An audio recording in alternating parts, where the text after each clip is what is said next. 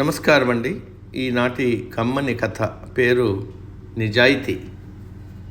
వినిపిస్తున్నది మీ విజయభాస్కర్. అది ఒక చిన్న గ్రామం.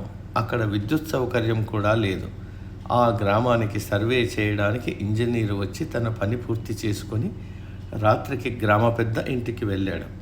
రాత్రి భోజనం చేసిన తర్వాత ఇంజనీరు గారు తన బ్యాగు నుండి 2 కొవ్వొత్తులు తీసి వెలిగించి ఏదో లెక్కలు చూస్తూ రాసుకున్నాడు. తర్వాత ఆ కొవ్వొత్తులు ఆర్పి మరో 2 కొవ్వొత్తులు బ్యాగు నుండి తీసి వెలిగించి ఏదో పుస్తకం చదవసాగాడు.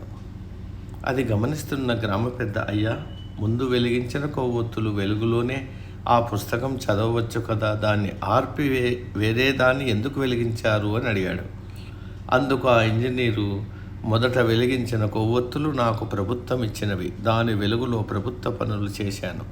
ఇప్పుడు నా ఆనందం కొరకు నా కొవ్వొత్తులు వెలిగించి చదువుకున్నాను అన్నాడు.